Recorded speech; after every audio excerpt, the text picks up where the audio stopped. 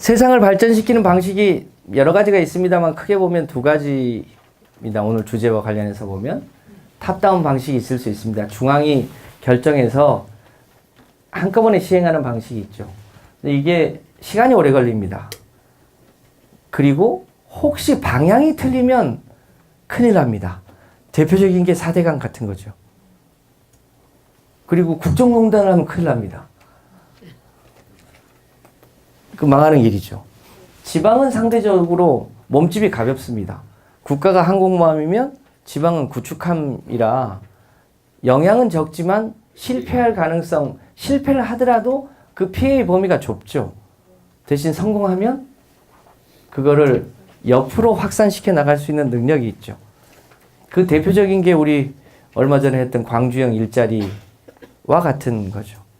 국가적으로 실험해 보려고 여러 차례 도전했습니다, 사실은. 그게 이제 노사민정협의회, 노무현 대통령 때 노사정협의회, 그런 국가적 대타협을 통해서 노사가 대결하지 않고 합심해서 경제발전을 해보자고 여러 차례 도전했는데 잘 안 된 거예요. 근데 그거를 결국 우리 광주가 성공한 거죠. 그러니까 지금 그 광주형 모델을 베껴보겠다고 여러 군데에서 고민하고 있잖아요. 그게 일종의 버텀업 방식의 성공의 대표적인 모델이죠. 우리 광주의 의원님들이 하셔야 될 역할이기도 하고 몫이기도 하죠. 그 외에 여러 영역에서 어떻게 할 거냐 몇 가지. 네, 아까 말씀드렸던 것처럼 우리 시대가 지금 어디로 가고 있는가, 우리가 살고 있는 행성, 우리 현재 시대적 가치, 우리가 가야 될 방향이 어딘가, 이 큰 방향을 놓치지 않는 것, 이게 혁신에 굉장히 중요한 문제입니다. 지금 재생에너지로 가야 되는데 한나라당이 여전히 원전하자입니다. 반대로 가는 거죠. 남과 북이 공존하고 평화통일로 가야 되는 방향인데 여전히 대결적인 행태를 취합니다. 시대를 역류하는 거죠. 그 방향으로 못 가는 겁니다. 성공을 못 하죠. 우리는 어느 방향으로 가야 되는가?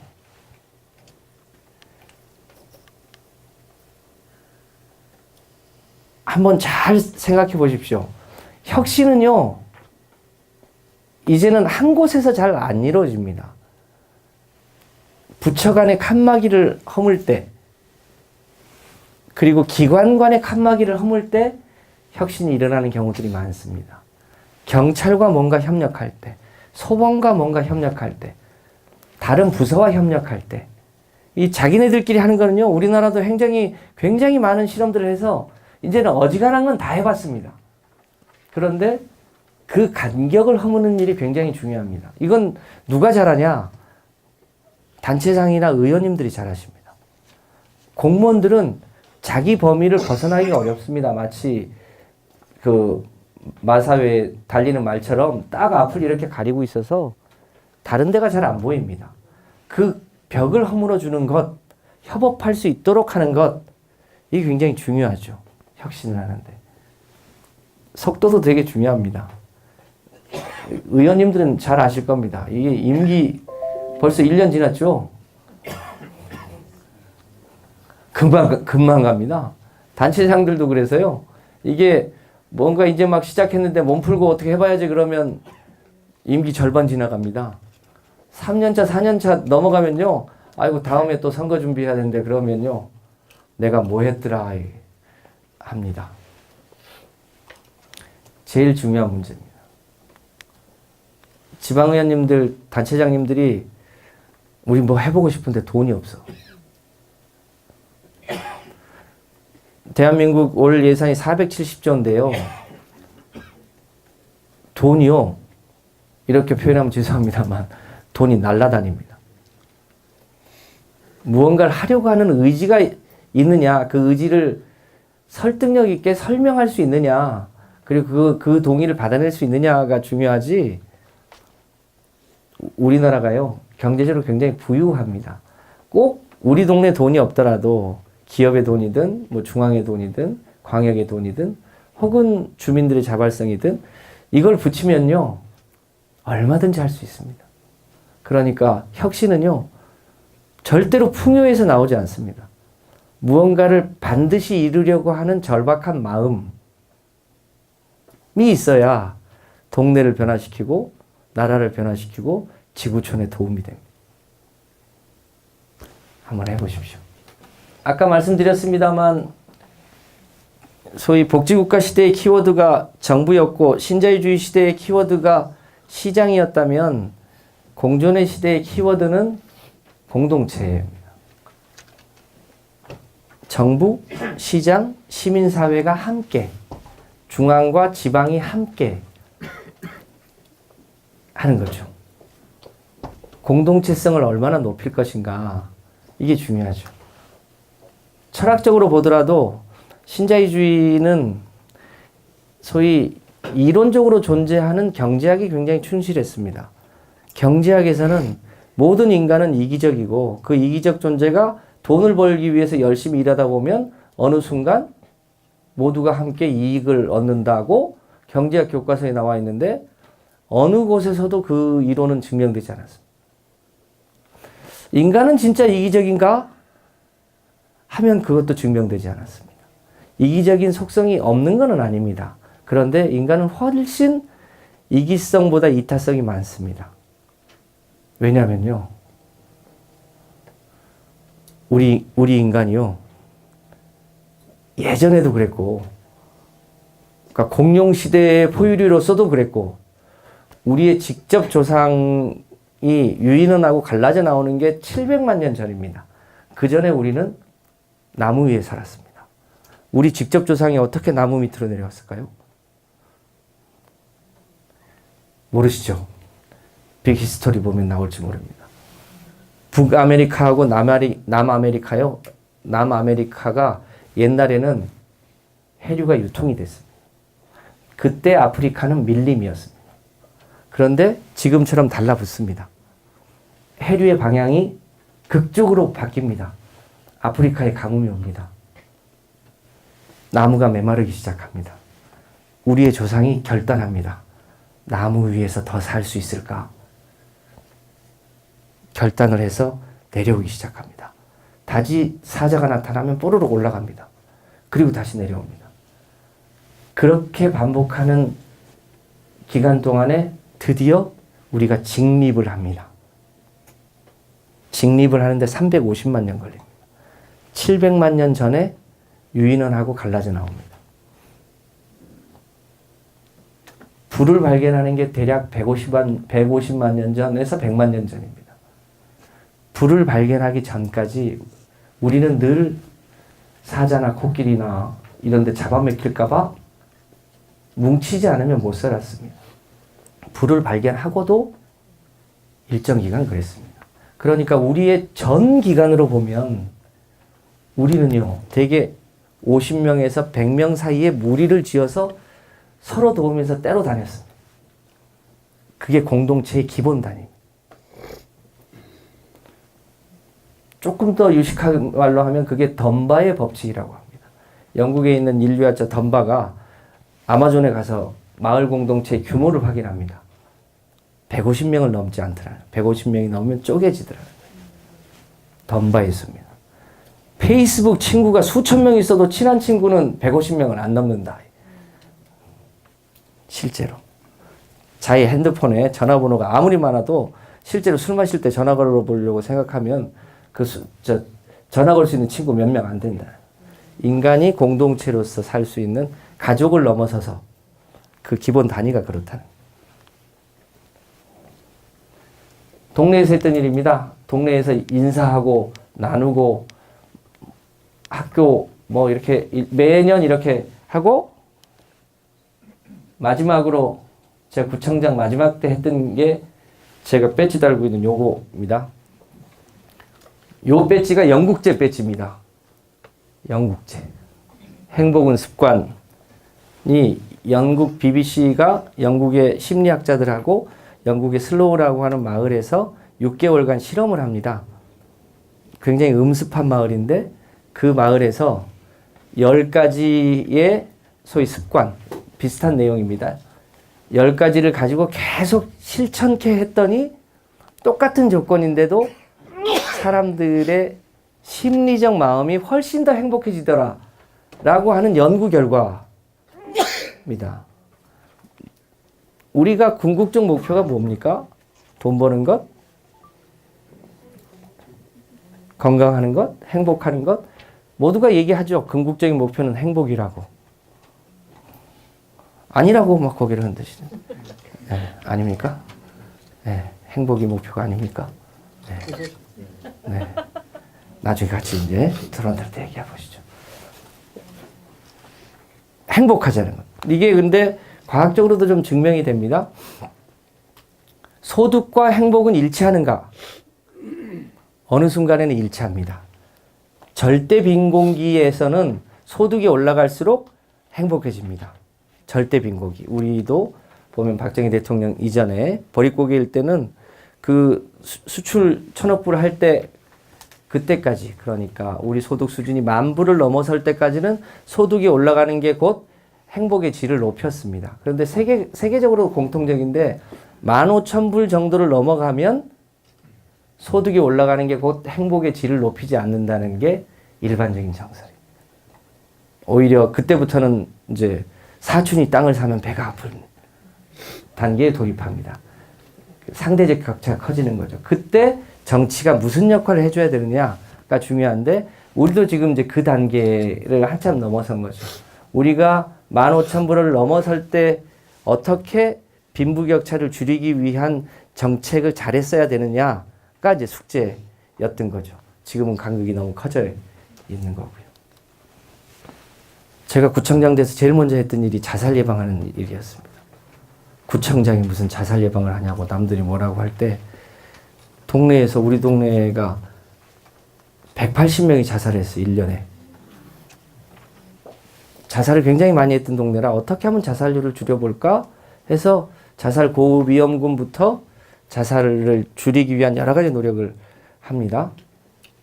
자살 시도자, 자살 유가족, 혼자 사는 어르신, 스트레스 받는 학생, 실업자, 이런 사람들에 대한 기본적인 우울 테스트를 하고 그것을 분류해서 통반장과 교회의 게이트키퍼들을 모셔서 일주일에 한 번씩 만나게 하고 했더니 실제로 자살이 줄어요.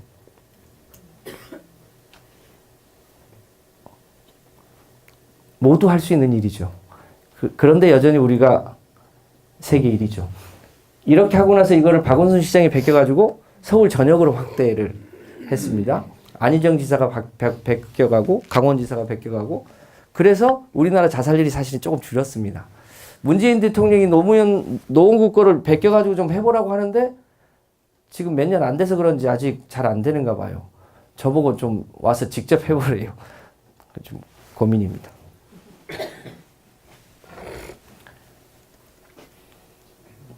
혹시 노원구에 와보신 분 있는지 모르겠습니다만, 노원구청에 오면 가장 눈에 잘 띄는 곳에 심폐소생술 교육장이 있습니다. 심폐소생술은 119만 하는 일이었습니다. 기존에는. 119가 가끔 학생들 혹은 무슨 행사 때 샘플로 몇 명 나오라고 해서 했던 일인데, 제가 구청장 하면서 일주일에 하루에 3번씩 30명씩 와서 심폐소생술 교육을 실천하게 했습니다. 대략 1년에 3만 명 정도가 교육을 받습니다. 노원구에서 생존한 사람이 1년에 20명쯤 통계적으로 추가로 살았습니다. 한 명만 살려도 되는데 20명씩 살려서 세계 응급학회의 사례보고가 됐습니다. 저기 보이는 게 교육장인데, 세계에서 저거 이거 누르는 거 있죠. 그걸 애니라고 합니다. 애니. 그거를 세계에서 제일 잘 만드는 회사가 스웨덴의 노르웨이의 메르달사라는 데인데, 거기서 와가지고 첨단 시설을 무료로 깔아주고 갔습니다. 노르웨이에서. 자기네들은 이렇게 집체적으로 하는 데가 한 군데도 없대요. 근데 이제 세계에 팔아먹으려고 노원구를 테스트 베드로 만든 거예요. 저런 교육을 이제 세계적으로 팔아먹으려고.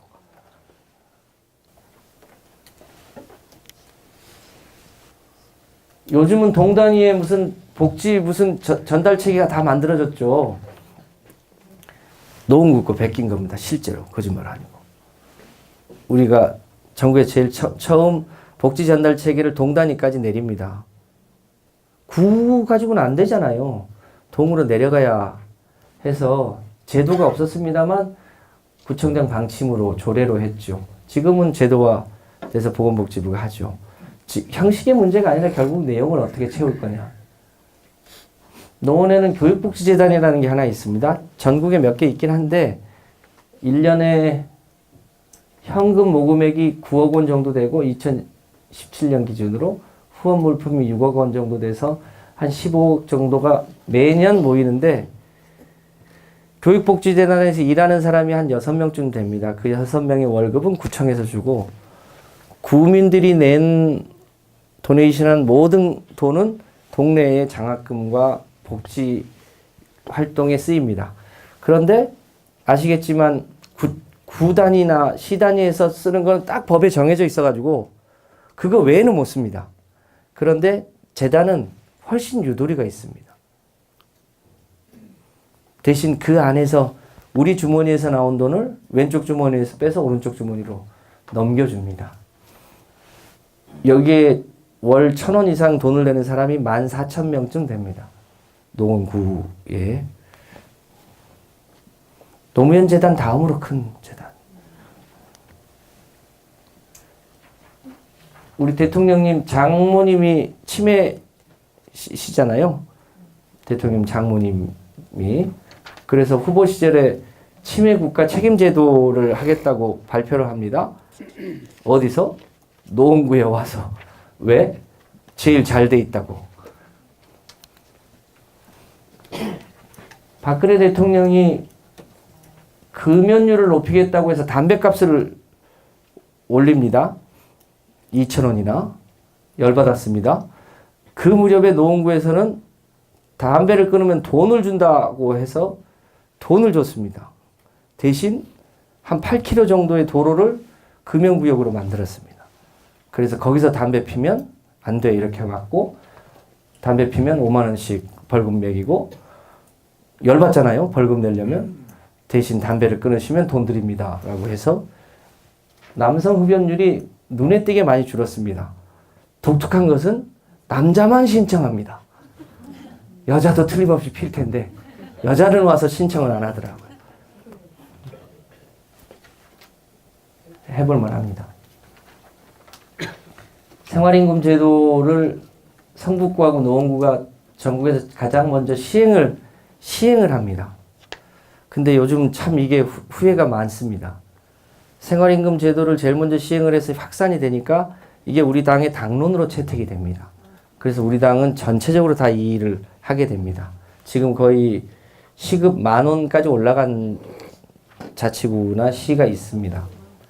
이게 바닥으로 깔리니까 민주노총하고 한국노총이 대선 공약으로 아니 자치단체들도 하는데 우리도 해서 최저임금 10,000원 공약에 밑불을 깐 게 이겁니다. 잘못한 거죠. 그 뭐 될 줄 알고 그래서 이제 앞다퉈 보통 지금 대통령님도 우리 문재인 대통령님도 5년에 걸쳐서 하겠다는 게 최초 공약에는 5년이었습니다. 안철수가 5년 하겠다고 홍준표도 5년에 하겠다고 그러니까 누가 꼬셨는지 우리는 3년에 할게 그래서 배탈이 났습니다. 너무 빨리 올라가게 된 게 시발이 이거였습니다.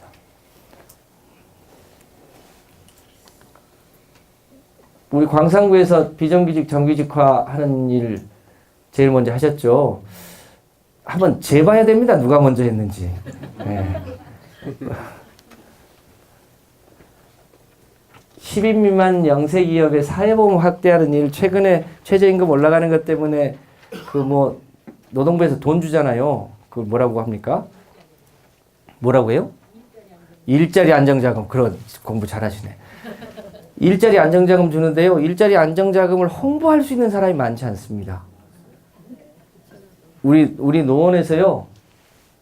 그러니까 10인 미만 영세 기업의 사회보험 가입을 독려하는 사람이 서울에는 서울노동청 산하의 지방노동청이 5개 있는데요. 그러니까 우리 노원구를 포함해서 200만 명을 관리하는데 이 사업을 하는 사람이 딱 2명이더라고요. 2명이 이 일을 어떻게 합니까? 자치단체랑 협업하지. 그리고 우리 시키지도 않았는데 우리가 합니다. 노원구는 뭐 기업이 많지 않아서 음식, 숙박, 도미업 이런 게 많은데 그 사람들이요. 다 저 허가 내려면 보건위생과에 와야 돼요. 보건위생과에 와야 돼요. 그러면 그 접수할 때 물어봅니다. 거기 종업원들 4대 보험 들었냐고. 겁나잖아요. 아이 들을게요. 그렇게 듭니다. 노동부와 구청이 협업하면 우리 노동자들의 뭐랄까요 안전망을 높여줄 수 있습니다. 직원들이 싫어하죠. 그래서 제가 꼬셨습니다. 4대 보험을 드는 게 1차 사회 안전망이다. 이 1차 사회 안전망에서 떨어지면 고스란히 우리가 다 책임져야 된다. 1차 안전망을 잘 까는 게 결과적으로는 득이다. 그래서 제가 과외의 일을 시킵니다. 내가 이거 가지고 딱 하나 상 받았습니다. 노동부 장관한테. 그리고 꽝입니다. 요즘 무슨 쉐어링 사업 많이 하죠. 특히 카쉐어링 많이 하는데 저희 구는 이제 대학이 6개 있어서 룸쉐어링 사업을 동네 어르신들하고 대학생들하고 연결해주는 사업들을 하기도 했습니다.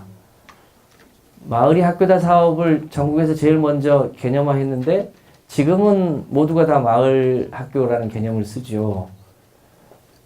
동네가 해야 될 가장 큰 일이 결국은 낳고 기르고 거기서 좋은 일자리를 갖게 도와주고 그리고 와서 함께 더불어 가족 단위로 행복하게 살 수 있는 것이라 교육이 마을 공동체에서 차지하는 역할이 비중으로 보면 30에서 50 가까이 되는 것 같아요. 보육에서 교육까지의 역할이. 그래서 학교 단위에서 해결할 수 없는 여러 가지 시설들, 그러니까 체험할 수 있는 시설들을 자치구 단위로 여러 가지 고민 끝에 많이 만듭니다. 과학관도 하나 유치하고 아까 말씀드렸습니다만 지구의 길 같은 것도 만듭니다. 460m 트랙에 46억 년의 지구 역사를 야외에 전시해서 460m를 걸으면서 지구가 어떻게 변해왔는지를 교육할 수 있는 교육 공간이 있어요. 그 옆에 역사의 길도 만들어놨습니다. 여기 한 바퀴 돌고 역사의 길 한 바퀴 돌면 지구사 전체를 공부를 하는 코스도 있습니다. 전국에서 처음으로 수학 전문 과학관도 하나 만들었습니다. 한평보다 더 좋은 365일 나비를 관찰할 수 있는 나비 정원도 만들었습니다. 에너지 제로 개념으로 만들었습니다. 이게 지금 본인이 하고 있는 일을 이야기한 거죠? 지금? 네, 다. 제가 구청장 됐던 일. 제가 우주파라 우주학교도 하나 만들었어요. 환경센터도 만들고. 이제 거의 마무리입니다. 마을 공동체가 해야 될 굉장히 중요한 게 결국 그 공동체성을 높이기 위한 인프라를 잘 갖추는 건데 어느 정도가 적당하냐 이거 여전히 숙제입니다. 참고로 저희 동네는 19개 동인데 인구가 제일 적은 데가 2만 명이고 많은 데가 4만 5천 명이었어요. 그런데 예전에는 돌리면 집에 가서 잔치하고 생일도 집에 가서 잔치하는데 요즘은 그걸 잘 안 합니다. 마을에서 주민들이 애부터 어른들까지 마을 단위에서 커뮤니티를 형성할 수 있는 기본 단위가 몇 명쯤 될까? 정답은 없는데 유럽의 사례나 이런 걸 전체적으로 검토해 보니까 5천 명을 넘기는 어렵겠다. 근데 우리가 주민자치센터가 그 역할을 하는데 되게 어느 정도 규모가 적당하냐. 좀 잘게 쪼개면 2, 3천 명. 최소한 거기에 하나 정도씩은 주민들이 뭔가 모여서 같이 토론도 하고 뭐도 배우기도 하고 애들이 학교 갔다 오면 거기 가서 놀기도 하고 이럴 공간이 작게는 2, 3천 명, 커도 10,000명을 넘지 않는 선에서 뭔가 그런 공간들이 많이 있어야 되는데 서울에 오세훈 시장이 있을 때 대동주의를 합니다. 동을 키웁니다, 오히려. 그래서 막 5만 단위로 막 늘려버립니다. 근데 그게 좋은 게 아닌 것 같아요. 마을은 특히 기초 단위는 아까 던바의 법칙 얘기했습니다만 작은 단위가 오밀조밀하게 모여서 놓을 수 있는 공간을 적절하게 만들어주고 거기에 그 사람들이 행복하게 놀 수 있도록 해주는 것. 저는 그게 의원님들이 해야 될 굉장히 중요한 역할이라고. 근데 그 일을 다 해주면 안 됩니다. 스스로 하게 해야 해요. 저희는 여러 가지 공간들을 만들었는데요. 원칙을 정했습니다. 자율로 해라. 전기세, 물세, 최소한의 뭐 책을 구매할 수 있는 책값 이런 건 지원해 준다. 자율로 운영해라. 대신 그 자율이 지나쳐서 너무 폐쇄적으로 된다거나 공익성을 해칠 때는 해상권을 갖는다. 해상권은 우리가 갖는데 자율로 운영해라. 처음에는 굉장히 겁내하더라고요. 우리가 할 수 있을까? 그런데 운영을 하니까 애착이 생겨요. 자기 것이 생겨요. 자기가 뭔가 공모를 하고 뭔가 계획안을 짜고 그렇게 하니까 훨씬 재밌어 하더라고요. 그러니까요. 공동체성이 붙어요. 해볼 만한 거죠. 그런데 마을마다 공간이 다 달라요. 평수도 다르고 시작도 다르고 조건도 다르고 그러니까 규정이 있는 건 아닌데 그래도 공통적인 거는 공동체의 핵심은 특히 도시는 아이를 키우는 일, 아이를 가르치는 일이 기본이에요. 그러니까 지역아동센터나 도서관 기능이 공동체의 중심적 역할을 하게 됩니다. 거기에 이제 무슨 여러 가지 문화센터 기능이나 이런 기능이 같이 붙는 거죠.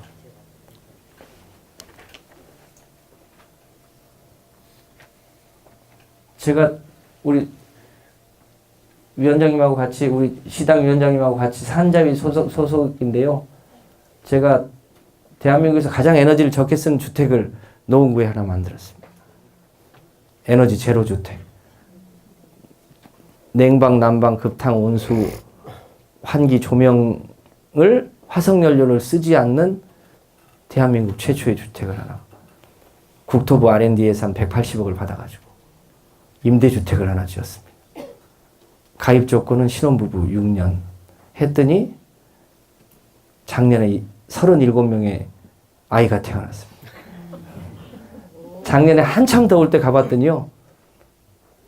그러니까 전혀 냉난방을 안 한 상태로 그 집주인하고 같이 들어갔는데 한여름에 제일 더울 때 26도를 유지하고 있더라고요. 언제 한번 와보십시오.